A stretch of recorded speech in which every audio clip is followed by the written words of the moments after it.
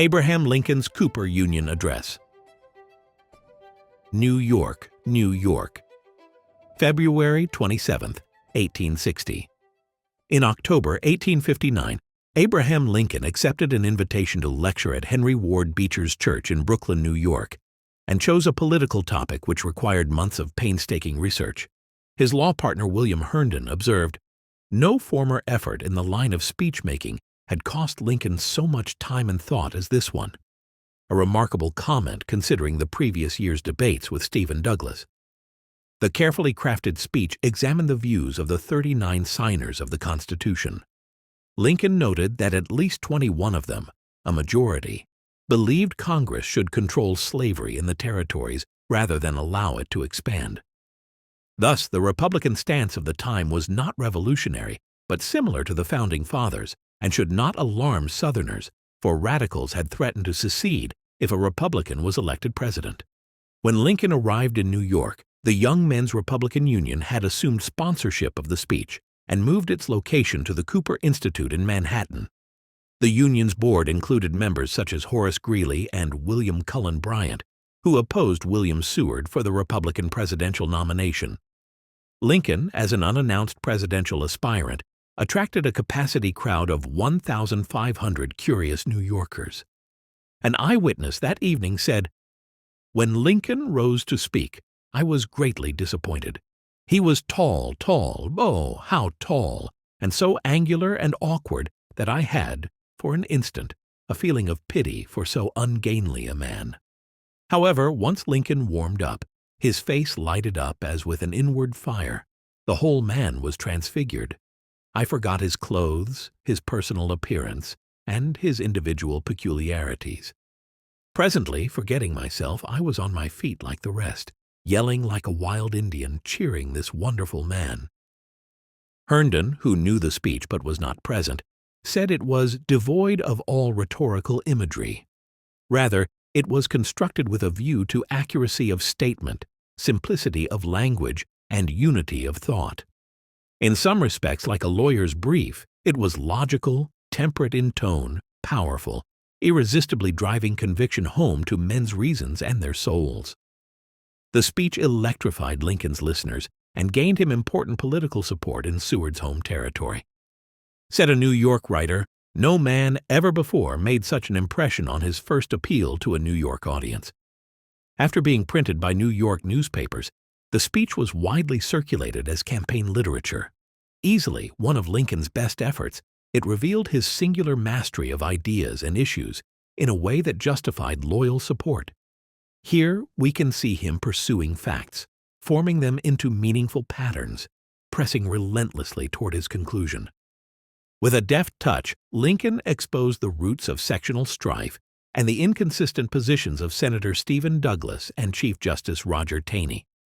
He urged fellow Republicans not to capitulate to Southern demands to recognize slavery as being right, but to stand by our duty fearlessly and effectively.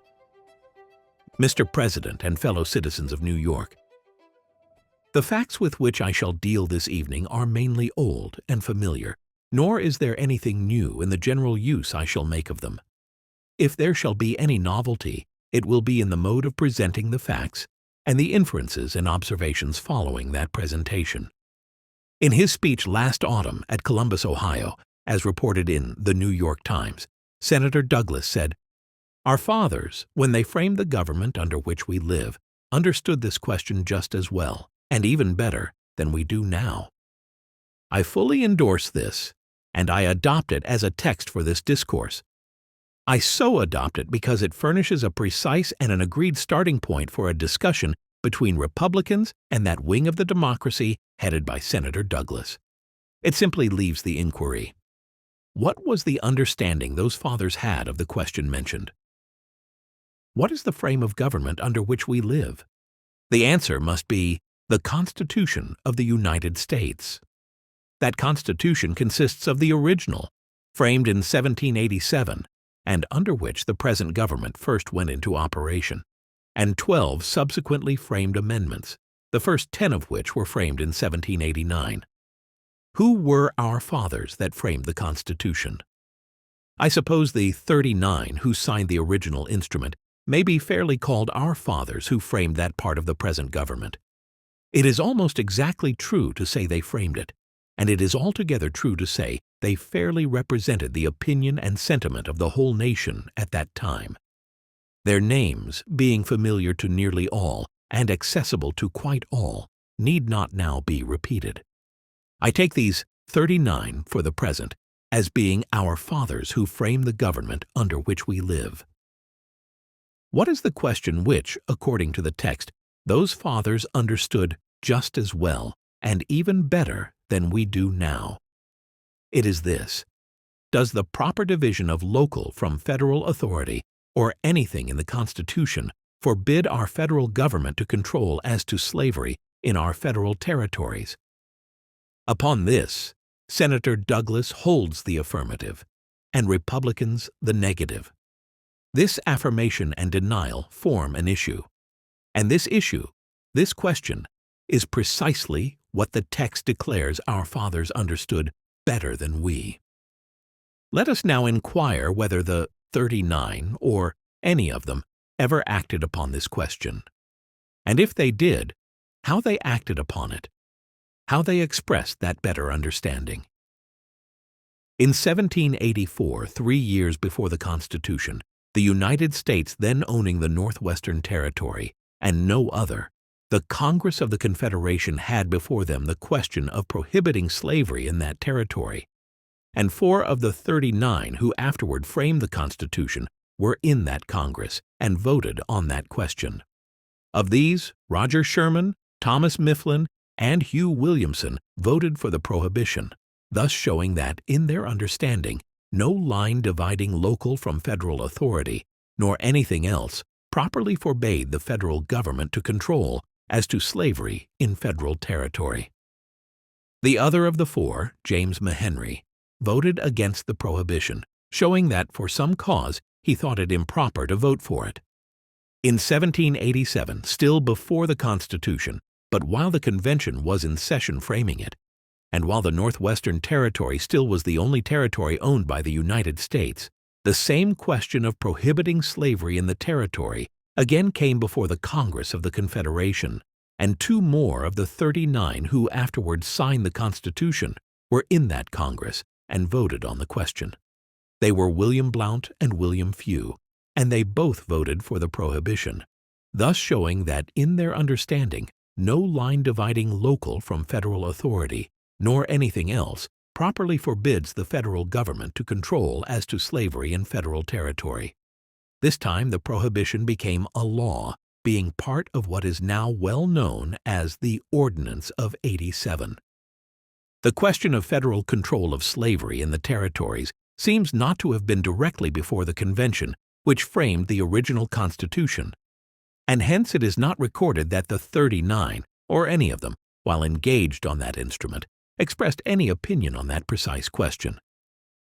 In 1789, by the first Congress which sat under the Constitution, an act was passed to enforce the Ordinance of '87, including the prohibition of slavery in the Northwestern Territory. The bill for this act was reported by one of the 39, Thomas Fitzsimmons, then a member of the House of Representatives from Pennsylvania. It went through all its stages without a word of opposition, and finally passed both branches without yeas and nays, which is equivalent to a unanimous passage. In this Congress there were 16 of the 39 fathers who framed the original Constitution. They were John Langdon, Nicholas Gilman, William S. Johnson, Roger Sherman, Robert Morris, Thos, Fitzsimmons, William Few, Abraham Baldwin, Rufus King, William Patterson, George Clymer, Richard Bassett, George Redd, Pierce Butler, Daniel Carroll, James Madison. This shows that in their understanding, no line dividing local from federal authority, nor anything in the Constitution, properly forbade Congress to prohibit slavery in the federal territory. Else both their fidelity to correct principle and their oath to support the Constitution would have constrained them to oppose the prohibition. Again, George Washington, another of the 39, was then President of the United States, and as such approved and signed the bill, thus completing its validity as a law and thus showing that, in his understanding, no line dividing local from federal authority, nor anything in the Constitution, forbade the federal government to control as to slavery in federal territory. No great while after the adoption of the original Constitution, North Carolina ceded to the federal government the country now constituting the state of Tennessee. And a few years later, Georgia ceded that which now constitutes the states of Mississippi and Alabama. In both deeds of cession, it was made a condition by the ceding states that the federal government should not prohibit slavery in the ceded territory. Besides this, slavery was then actually in the ceded country. Under these circumstances, Congress, on taking charge of these countries, did not absolutely prohibit slavery within them, but they did interfere with it, take control of it, even there, to a certain extent. In 1798, Congress organized the territory of Mississippi. In the act of organization, they prohibited the bringing of slaves into the territory from any place without the United States by fine, and giving freedom to slaves so bought. This act passed both branches of Congress without yeas and nays. In that Congress were 3 of the 39 who framed the original Constitution. They were John Langdon, George Read, and Abraham Baldwin. They all probably voted for it.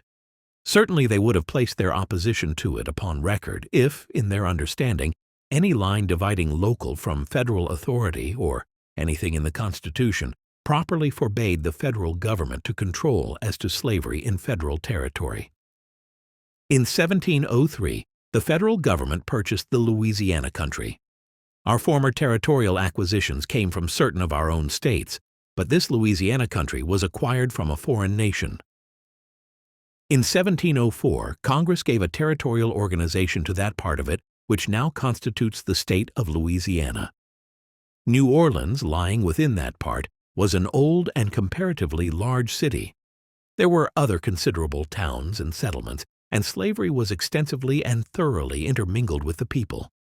Congress did not, in the Territorial Act, prohibit slavery, but they did interfere with it, take control of it, in a more marked and extensive way than they did in the case of Mississippi. The substance of the provision therein made in relation to slaves was, first, that no slave should be imported into the territory from foreign parts. Second, that no slave should be carried into it who had been imported into the United States since the 1st day of May, 1798. Third, that no slave should be carried into it except by the owner and for his own use as a settler. The penalty in all the cases being a fine upon the violator of the law and freedom to the slave. This act also was passed without yeas and nays. In the Congress which passed it, there were 2 of the 39. They were Abraham Baldwin and Jonathan Dayton. As stated in the case of Mississippi, it is probable they both voted for it. They would not have allowed it to pass without recording their opposition to it, if, in their understanding, it violated either the line properly dividing local from federal authority, or any provision of the Constitution. In 1819-20 came and passed the Missouri question. Many votes were taken by yeas and nays in both branches of Congress upon the various phases of the general question. 2 of the 39, Rufus King and Charles Pinckney, were members of that Congress. Mr. King steadily voted for slavery prohibition and against all compromises, while Mr. Pinckney as steadily voted against slavery prohibition and against all compromises.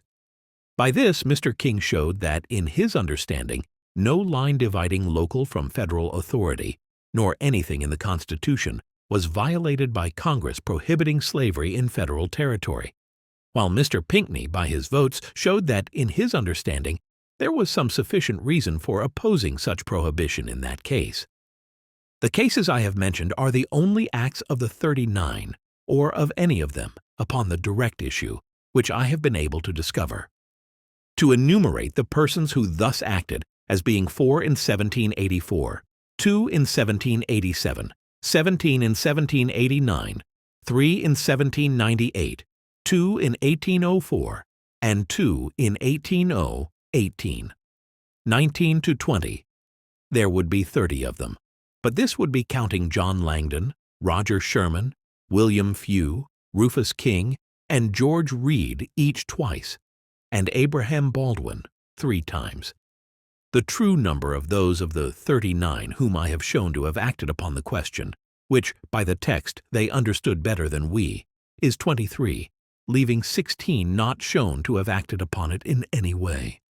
Here, then, we have 23 out of our 39 fathers who framed the government under which we live, who have, upon their official responsibility and their corporal oaths, acted upon the very question which the text affirms they understood just as well and even better than we do now. And 21 of them, a clear majority of the whole 39, so acting upon it as to make them guilty of gross political impropriety and willful perjury, if in their understanding any proper division between local and federal authority or anything in the Constitution they had made themselves and sworn to support forbade the federal government to control as to slavery in the federal territories. Thus the 21 acted, and as actions speak louder than words, so actions under such responsibility speak still louder. 2 of the 23 voted against congressional prohibition of slavery in the federal territories in the instances in which they acted upon the question. But for what reasons they so voted is not known. They may have done so because they thought a proper division of local from federal authority or some provision or principle of the Constitution stood in the way. Or they may, without any such question, have voted against the prohibition on what appeared to them to be sufficient grounds of expediency. No one who has sworn to support the Constitution can conscientiously vote for what he understands to be an unconstitutional measure, however expedient he may think it. But one may and ought to vote against a measure which he deems constitutional, if at the same time he deems it inexpedient. It therefore would be unsafe to set down even the 2 who voted against the prohibition as having done so because, in their understanding, any proper division of local from federal authority or anything in the Constitution forbade the federal government to control as to slavery in federal territory. The remaining 16 of the 39, so far as I have discovered, have left no record of their understanding upon the direct question of federal control of slavery in the federal territories. But there is much reason to believe that their understanding upon that question would not have appeared different from that of their 23 compeers, had it been manifested at all. For the purpose of adhering rigidly to the text, I have purposely omitted whatever understanding may have been manifested by any person, however distinguished, other than the 39 fathers who framed the original Constitution, and for the same reason, I have also omitted whatever understanding may have been manifested by any of the 39 even on any other phase of the general question of slavery. If we should look into their acts and declarations on those other phases, as the foreign slave trade and the morality and policy of slavery generally, it would appear to us that on the direct question of federal control of slavery in federal territories, the 16, if they had acted at all, would probably have acted just as the 23 did. Among that 16 were several of the most noted anti-slavery men of those times, as Dr. Franklin, Alexander Hamilton, and Gouverneur Morris, while there was not one now known to have been otherwise, unless it may be John Rutledge of South Carolina. The sum of the whole is that of our 39 fathers who framed the original Constitution, 21, a clear majority of the whole, certainly understood that no proper division of local from federal authority nor any part of the Constitution forbade the federal government to control slavery in the federal territories, while all the rest probably had the same understanding. Such unquestionably was the understanding of our fathers who framed the original Constitution, and the text affirms that they understood the question better than we. But so far I have been considering the understanding of the question manifested by the framers of the original Constitution. In and by the original instrument, a mode was provided for amending it, and as I have already stated, the present frame of the government under which we live consists of that original, and 12 amendatory articles framed and adopted since. Those who now insist that federal control of slavery in federal territories violates the Constitution point us to the provisions which they suppose it thus violates, and, as I understand, that all fix upon provisions in these amendatory articles, and not in the original instrument. The Supreme Court, in the Dred Scott case, plant themselves upon the Fifth Amendment, which provides that no person shall be deprived of life, liberty, or property without due process of law, while Senator Douglas and his peculiar adherents plant themselves upon the 10th Amendment, providing that the powers not delegated to the United States by the Constitution are reserved to the states respectively or to the people. Now, it so happens that these amendments were framed by the first Congress which sat under the Constitution, the identical Congress which passed the act already mentioned, enforcing the prohibition of slavery in the Northwestern Territory. Not only was it the same Congress, but they were the identical same individual men who, at the same session and at the same time within the session, had under consideration and in progress toward maturity these constitutional amendments and this act prohibiting slavery in all the territory the nation then owned. The constitutional amendments were introduced before and passed after the act enforcing the ordinance of '87, so that during the whole pendency of the act to enforce the ordinance, the constitutional amendments were also pending. The 76 members of that Congress, including 16 of the framers of the original Constitution, as before stated, were preeminently our fathers, who framed that part of the government under which we live, which is now claimed as forbidding the federal government to control slavery in the federal territories. Is it not a little presumptuous in anyone at this day to affirm that the two things which that Congress deliberately framed and carried to maturity at the same time are absolutely inconsistent with each other? And does not such affirmation become impudently absurd when coupled with the other affirmation from the same mouth, that those who did the two things alleged to be inconsistent understood whether they really were inconsistent better than we, better than he who affirms that they are inconsistent? It is surely safe to assume that the 39 framers of the original Constitution and the 76 members of the Congress which framed the amendments thereto, taken together, do certainly include those who may be fairly called our fathers, who framed the government under which we live.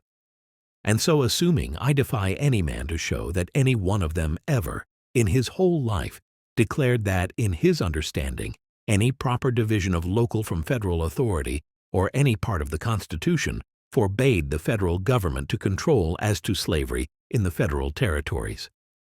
I go a step further.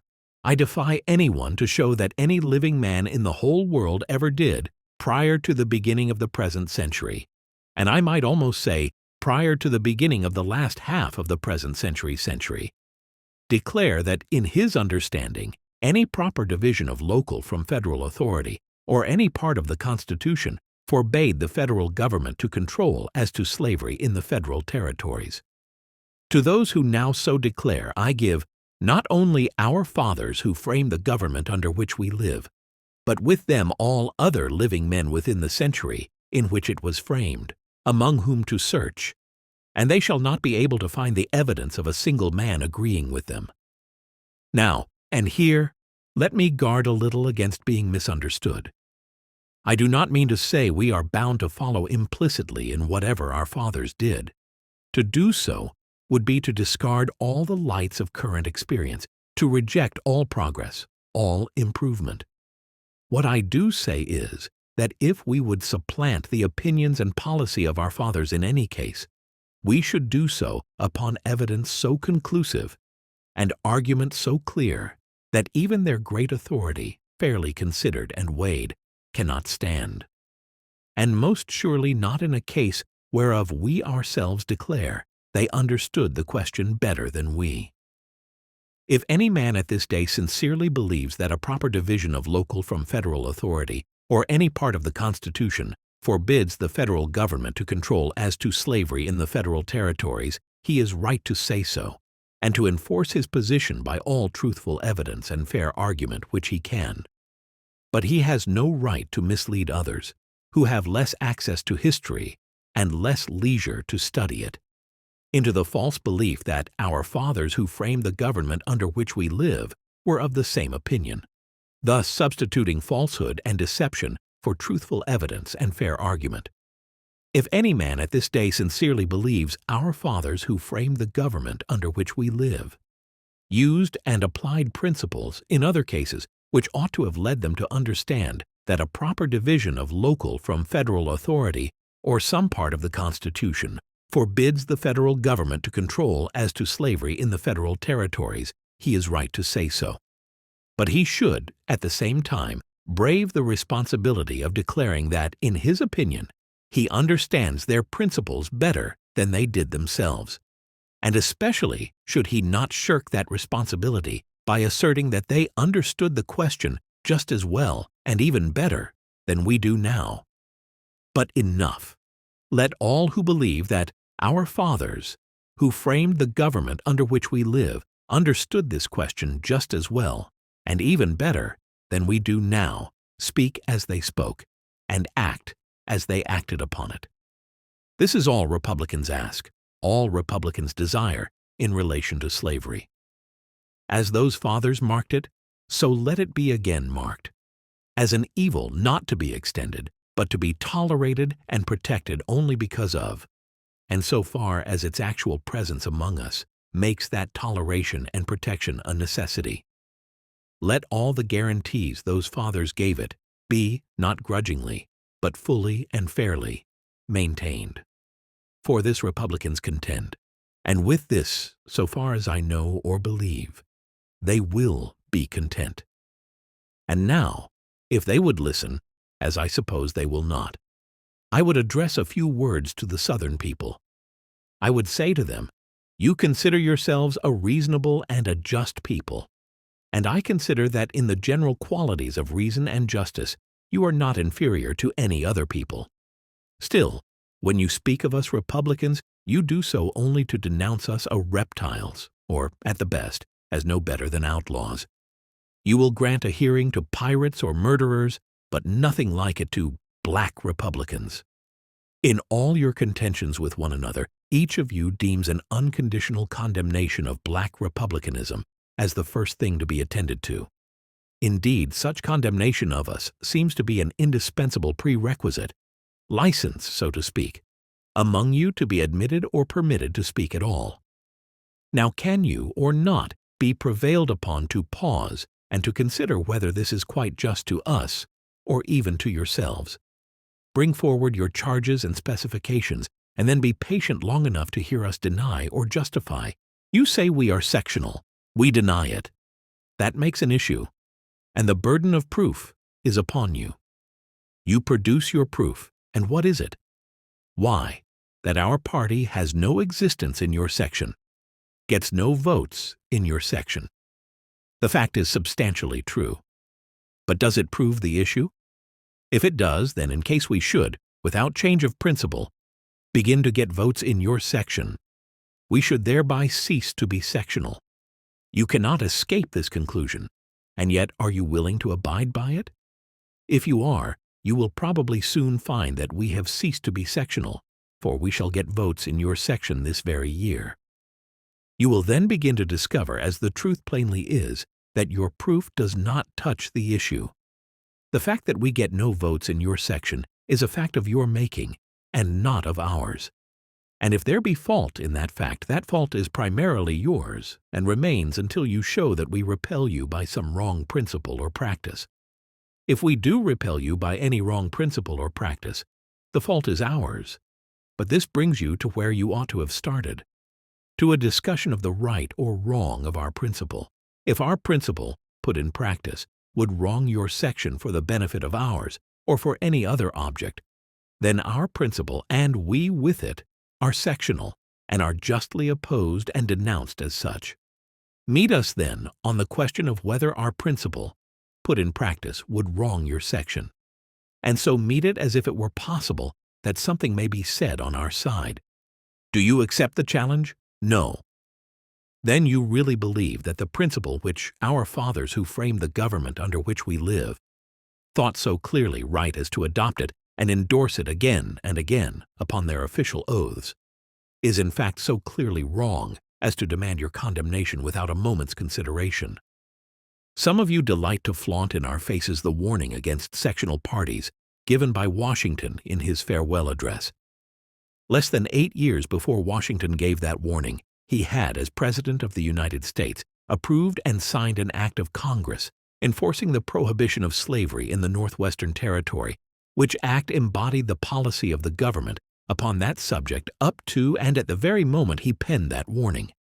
And about 1 year after he penned it, he wrote Lafayette that he considered that prohibition a wise measure, expressing in the same connection his hope that we should at some time have a confederacy of free states. Bearing this in mind and seeing that sectionalism has since arisen upon this same subject, is that warning a weapon in your hands against us, or in our hands against you? Could Washington himself speak?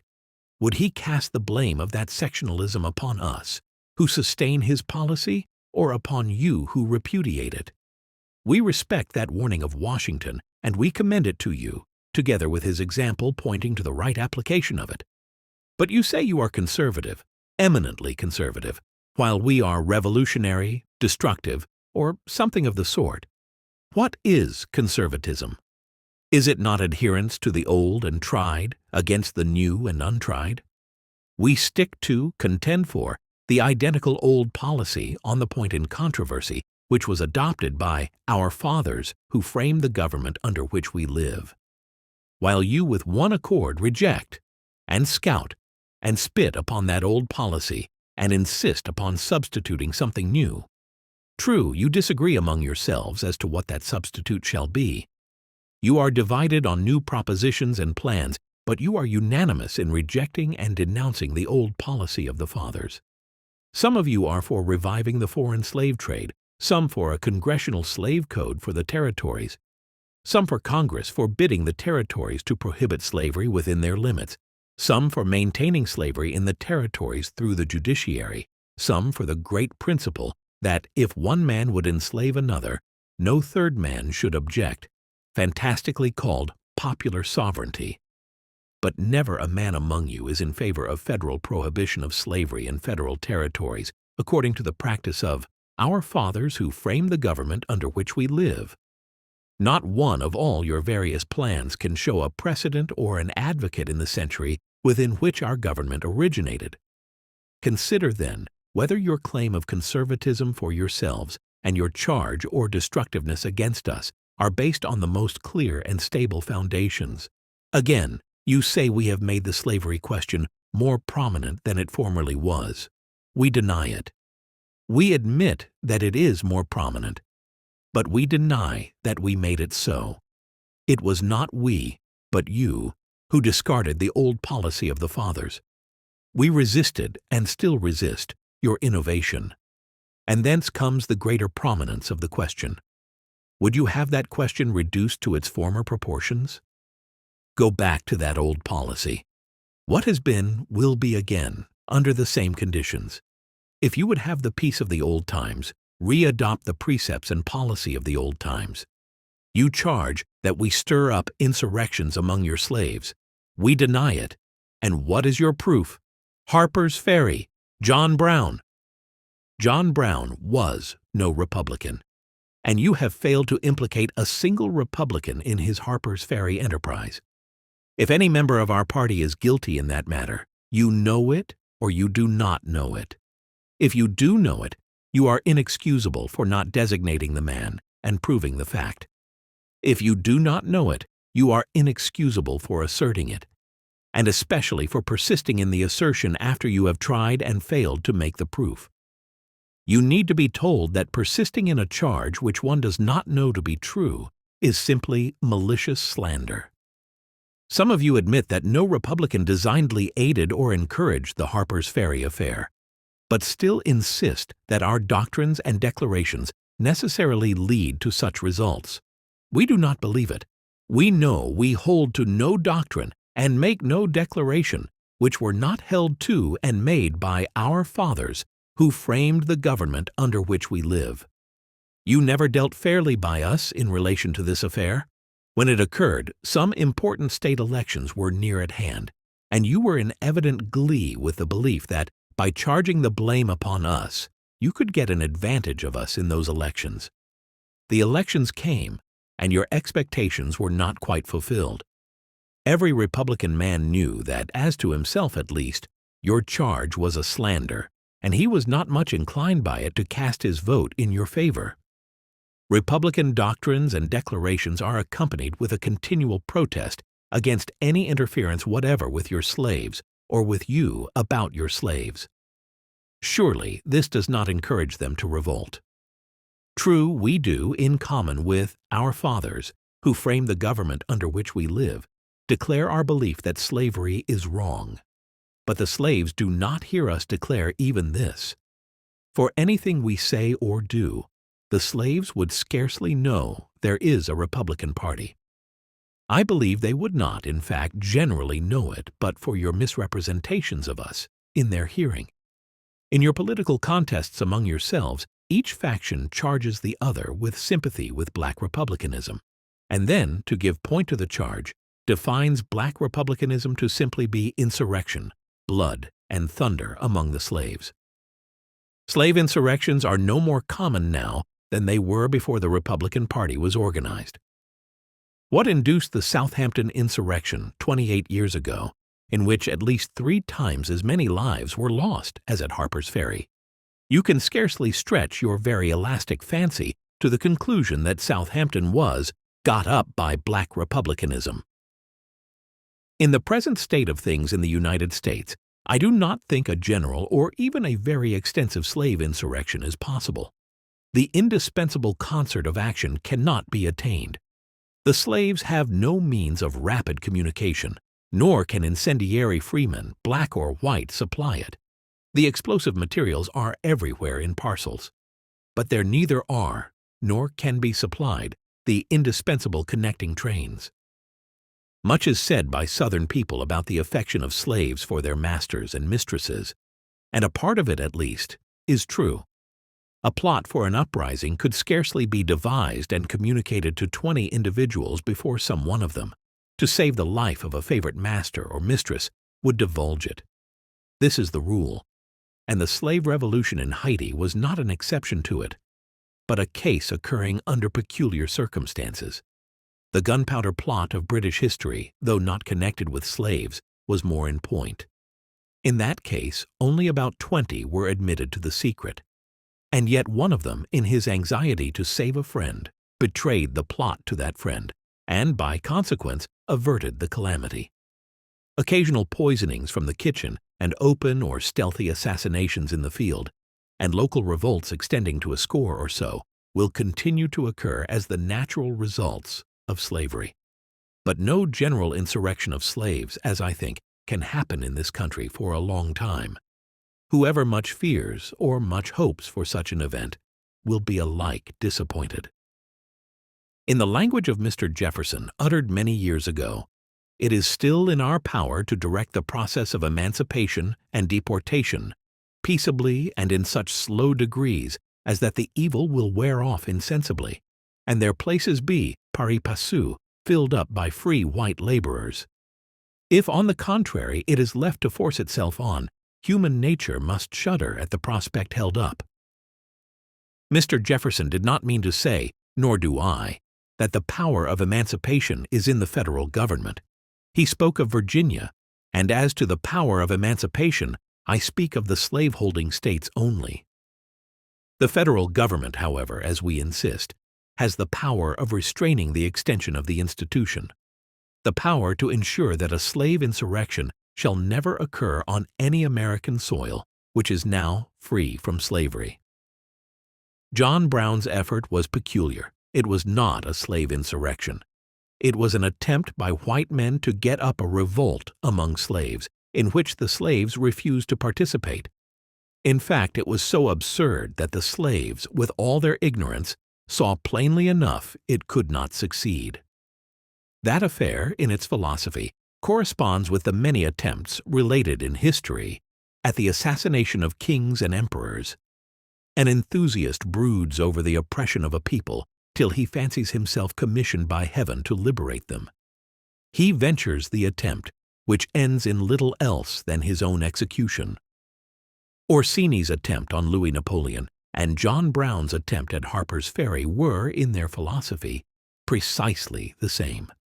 The eagerness to cast blame on Old England in the one case and on New England in the other does not disprove the sameness of the two things. And how much would it avail you if you could, by the use of John Brown, Helper's book, and the like, break up the Republican organization? Human action can be modified to some extent, but human nature cannot be changed. There is a judgment and a feeling against slavery in this nation which cast at least 1.5 million of votes. You cannot destroy that judgment and feeling, that sentiment, by breaking up the political organization which rallies around it. You can scarcely scatter and disperse an army which has been formed into order in the face of your heaviest fire, but if you could, how much would you gain by forcing the sentiment which created it out of the peaceful channel of the ballot box into some other channel? What would that other channel probably be? Would the number of John Browns be lessened or enlarged by the operation? But you will break up the Union rather than submit to a denial of your constitutional rights. That has a somewhat reckless sound, but it would be palliated, if not fully justified, were we proposing, by the mere force of numbers, to deprive you of some right plainly written down in the Constitution. But we are proposing no such thing. When you make these declarations, you have a specific and well-understood allusion to an assumed constitutional right of yours to take slaves into the federal territories and to hold them there as property. But no such right is specifically written in the Constitution. That instrument is literally silent about any such right. We, on the contrary, deny that such a right has any existence in the Constitution, even by implication. Your purpose, then, plainly stated, is that you will destroy the government unless you be allowed to construe and enforce the Constitution as you please on all points in dispute between you and us. You will rule or ruin in all events. This, plainly stated, is your language. Perhaps you will say the Supreme Court has decided the disputed constitutional question in your favor. Not quite so. But waiving the lawyer's distinction between dictum and decision, the court have decided the question for you in a sort of way. The court have substantially said it is your constitutional right to take slaves into the federal territories and to hold them there as property. When I say the decision was made in a sort of way, I mean it was made in a divided court by a bare majority of the judges, and they not quite agreeing with one another in the reasons for making it, that it is so made as that its avowed supporters disagree with one another about its meaning, and that it was mainly based upon a mistaken statement of fact. The statement in the opinion that the right of property in a slave is distinctly and expressly affirmed in the Constitution. An inspection of the Constitution will show that the right of property in a slave is not distinctly and expressly affirmed in it. Bear in mind, the judges do not pledge their judicial opinion that such right is impliedly affirmed in the Constitution, but they pledge their veracity that it is distinctly and expressly affirmed there. Distinctly, that is, not mingled with anything else. Expressly, that is, in words meaning just that, without the aid of any inference, and susceptible of no other meaning. If they had only pledged their judicial opinion that such right is affirmed in the instrument by implication, it would be open to others to show that neither the word slave nor slavery is to be found in the Constitution, nor the word property even, in any connection with language alluding to the things slave or slavery, and that wherever in that instrument the slave is alluded to, thee is called a person. And wherever his master's legal right in relation to him is alluded to, it is spoken of as service or labor which may be due, as a debt payable in service or labor. Also, it would be open to show, by contemporaneous history, that this mode of alluding to slaves and slavery, instead of speaking of them, was employed on purpose to exclude from the Constitution the idea that there could be property in man. To show all this is easy and certain. When this obvious mistake of the judges shall be brought to their notice, is it not reasonable to expect that they will withdraw the mistaken statement and reconsider the conclusion based upon it? And then it is to be remembered that our fathers, who framed the government under which we live, the men who made the Constitution, decided this same constitutional question in our favor long ago, decided it without division among themselves when making the decision, without division among themselves about the meaning of it after it was made, and so far as any evidence is left, without basing it upon any mistaken statement of facts. Under all these circumstances, do you really feel yourselves justified to break up this government unless such a court decision as yours is shall be at once submitted to as a conclusive and final rule of political action? But you will not abide the election of a Republican president.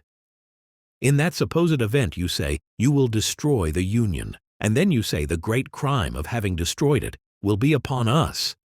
That is cool. A highwayman holds a pistol to my ear and mutters through his teeth, "Stand and deliver, or I shall kill you, and then you will be a murderer." To be sure, what the robber demanded of me, my money, was my own, and I had a clear right to keep it. But it was no more my own than my vote is my own, and the threat of death to me, to extort my money, and the threat of destruction to the Union, to extort my vote, can scarcely be distinguished in principle. A few words now to Republicans. It is exceedingly desirable that all parts of this great confederacy shall be at peace and in harmony one with another. Let us Republicans do our part to have it so. Even though much provoked, let us do nothing through passion and ill temper. Even though the Southern people will not so much as listen to us, let us calmly consider their demands and yield to them if, in our deliberate view of our duty, we possibly can, judging by all they say and do, and by the subject and nature of their controversy with us. Let us determine, if we can, what will satisfy them. Will they be satisfied if the territories be unconditionally surrendered to them? We know they will not. In all their present complaints against us, the territories are scarcely mentioned. Invasions and insurrections are the rage now. Will it satisfy them if, in the future, we have nothing to do with invasions and insurrections? We know it will not. We so know because we know we never had anything to do with invasions and insurrections, and yet this total abstaining does not exempt us from the charge and the denunciation. The question recurs, what will satisfy them? Simply this: we must not only let them alone, but we must somehow convince them that we do let them alone. This, we know by experience, is no easy task. We have been so trying to convince them from the very beginning of our organization, but with no success. In all our platforms and speeches, we have constantly protested our purpose to let them alone. But this has had no tendency to convince them. Alike unavailing to convince them is the fact that they have never detected a man of us in any attempt to disturb them. These natural and apparently adequate means all failing, what will convince them? This, and this only: cease to call slavery wrong and join them in calling it right. And this must be done thoroughly, done in acts as well as in words. Silence will not be tolerated. We must place ourselves avowedly with them. Senator Douglas's new sedition law must be enacted and enforced, suppressing all declarations that slavery is wrong, whether made in politics, in presses, in pulpits, or in private. We must arrest and return their fugitive slaves with greedy pleasure. We must pull down our free state constitutions. The whole atmosphere must be disinfected from all taint of opposition to slavery before they will cease to believe that all their troubles proceed from us. I am quite aware they do not state their case precisely in this way. Most of them would probably say to us, "Let us alone, do nothing to us, and say what you please about slavery." But we do let them alone, have never disturbed them, so that after all it is what we say which dissatisfies them. They will continue to accuse us of doing until we cease saying. I am also aware they have not as yet in terms demanded the overthrow of our free state constitutions. Yet those constitutions declare the wrong of slavery with more solemn emphasis than do all other sayings against it. And when all these other sayings shall have been silenced, the overthrow of these constitutions will be demanded, and nothing be left to resist the demand. It is nothing to the contrary that they do not demand the whole of this just now. Demanding what they do, and for the reason they do, they can voluntarily stop nowhere short of this consummation. Holding, as they do, that slavery is morally right and socially elevating, they cannot cease to demand a full national recognition of it as a legal right and a social blessing. Nor can we justifiably withhold this on any ground save our conviction that slavery is wrong. If slavery is right, all words, acts, laws, and constitutions against it are themselves wrong and should be silenced and swept away. If it is right, we cannot justly object to its nationality, its universality. If it is wrong, they cannot justly insist upon its extension, its enlargement. All they ask we could readily grant if we thought slavery right. All we ask they could as readily grant if they thought it wrong. Their thinking it right and our thinking it wrong is the precise fact upon which depends the whole controversy. Thinking it right as they do, they are not to blame for desiring its full recognition as being right. But thinking it wrong as we do, can we yield to them? Can we cast our votes with their view and against our own? In view of our moral, social, and political responsibilities, can we do this? Wrong as we think slavery is, we can yet afford to let it alone where it is, because that much is due to the necessity arising from its actual presence in the nation. But can we, while our votes will prevent it, allow it to spread into the national territories and to overrun us here in these free states? If our sense of duty forbids this, then let us stand by our duty, fearlessly and effectively. Let us be diverted by none of those sophistical contrivances wherewith we are so industriously plied and belabored. Contrivances such as groping for some middle ground between the right and the wrong, vain as the search for a man who should be neither a living man nor a dead man, such as a policy of don't care on a question about which all true men do care, such as union appeals beseeching true union men to yield to disunionists, reversing the divine rule, and calling not the sinners, but the righteous to repentance, such as invocations to Washington, imploring men to unsay what Washington said and undo what Washington did. Neither let us be slandered from our duty by false accusations against us, nor frightened from it by menaces of destruction to the government, nor of dungeons to ourselves. Let us have faith that right makes might, and in that faith let us, to the end, dare to do our duty as we understand it.